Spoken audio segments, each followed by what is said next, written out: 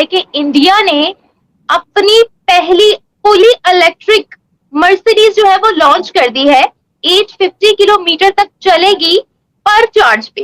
Ma'am आप क्या कहेंगे इस बारे में कि अगर हम इंडिया की बात करते हैं तो इंडिया नो डाउट मैन्युफैक्चरिंग एक हब है, और जिस तरीके से हमें रोज ब रोज इंडिया की मैन्युफैक्चरिंग नजर आती है, इंडिया की डेवलपमेंट नजर आती है, उस चीज को मैम आप पाकिस्तान के साथ कैसे कंपैरिजन करेंगी? आप कंपेयर कर ही नहीं सकते हैं। आप कंपेयर ही नहीं कर सकते। आप जिस तरफ भी आप देख लो, आप मैन्युफैक्चरिंग में ही नहीं है, अगर आप एग्रीकल्चरल में देखो, या आप कोरोना की एग्जांपल ले लेना, आप पाकिस्तान ने कौन सी वैक्सीन निकाल ली थी? पाकिस्तान इनके लिए एक प्लांट की तरह है। उस प्लांट में कभी किसी का शेयर कम हो जाता है, कभी किसी में शेयर्स रहते हैं इन्हीं के पास। बाकी आटे की तलाश में निकलते हैं और मौत लेके वापस आ जाते हैं। ये हाल है। फिदबी और साइल 75 साल में ये टोटल औकात है पाकिस्तानी की।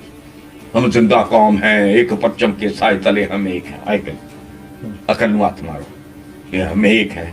ये लल्लू पंजू टुटे छितर जिसम पे कपड़े पूरे नहीं, शेर आया फलाना। अगर पाकिस्तान चाहे तो पाकिस्तान बेहतर हो सकता है अगर इंडिया के साथ रिलेशनशिप उनके बेहतर हो।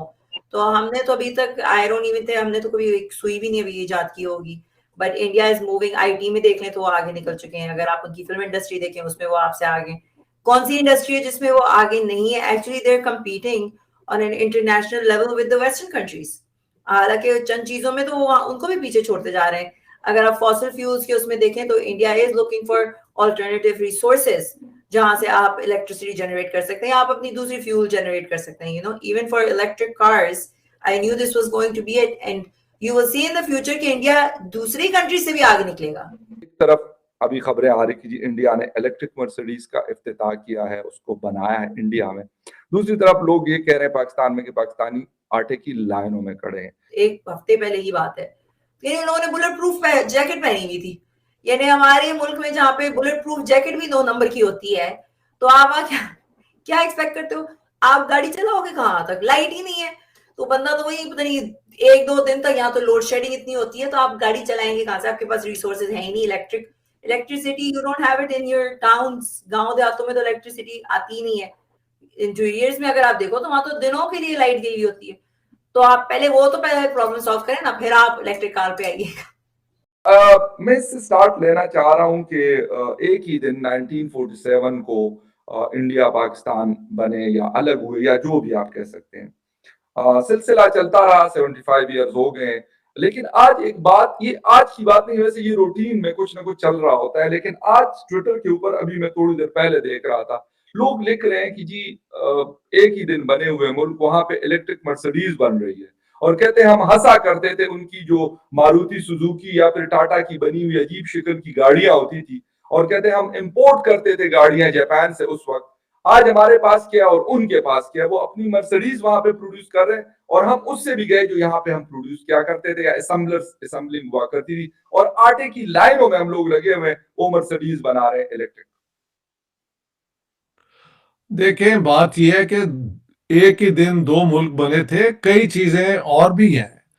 उन्होंने जो फैसला किया था कि हम एक secular, liberal, pluralist, inclusive democracy बनाएंगे, और जो अपने हिस्टोरिकली डिसएडवांटेज ग्रुप है दलित का, उनके लिए रिजर्वेशंस, ताकि एक लेवल प्लेइंग फील्ड पे वो आ सके, तो वो सारी उनकी कॉन्स्टिट्यूशन में है।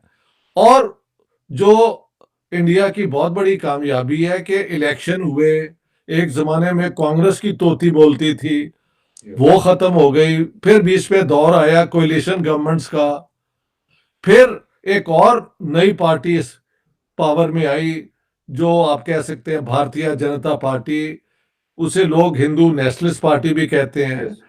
तो सब ने उन रूल्स को फॉलो किया है। इसलिए अगर एक थोड़ा सा पीरियड बीच में आया था इमरजेंसी का, इंदिरा गांधी का, और then she lost the election, फिर दोबारा शी वन द इलेक्शन, तो उनका जो इलेक्टोरल है ना प्रोसेस ऑफ लेजिटिमेट गवर्नमेंट, यानी वो गवर्नमेंट जो अवाम की नजरों में उनसे मैंडेट लेके आती है वो उन्होंने कामयाबी से किया है, ठीक है। और उन्होंने अपने बड़े बड़े प्रोविंसेस को तोड़ के 29 प्रोविंस बनाए ताकि इलाकाई इंटरेस्ट जो हैं उनको भी अकोमोडेट किया जा सके। जी तो इंडिया के अंदर इस किस्म की कामयाबियां जो हैं उन पे हिंदुस्तानी जो है बिल्कुल फख्र कर सकते हैं। लेकिन पाकिस्तान में अब आप कहते हैं कि उधर मर्सिडीज बन रही है, उसकी भी बैकग्राउंड सुन लें। जी जब ये दोनों मुल्क आजाद हुए तो सोवियत रशिया ने पाकिस्तान को ऑफर की थी कि हम आपको एक स्टील मिल लगा देते हैं, जी लेकिन वजीर अली इंडस्ट्री के जो मालिक हैं उन लोगों ने कहा कि हम रूस से स्टील मिल नहीं लगवाते, और पाकिस्तान में स्टील मिल जाके 1971 में लगी और उसको भी इन्हें कामयाब नहीं होने दिया, यस कराची में लगी। हाँ, जी इंडिया ने शुरू से ही हैवी इंडस्ट्री को ज्यादातर सोवियत यूनियन की मदद से इस्टेब्लिश किया। वो बुनियाद जब बन गई तो उस जमाने में ठीक है, एक सोशलिस्ट सोच के एतबार से यानी स्टेट प्लानिंग 5 इयर्स प्लानिंग के जरिए ही वो अपनी पॉवर्टी को टैकल करना, डेवलपमेंट को आगे लाना कर रहे थे। बाद में उन्होंने ओपन लिबरल इकोनॉमी बना ली फॉर गुड एंड बैड, जिसमें फिर उनकी बहुत तरक्की हुई है और कारें भी बननी शुरू हो गई।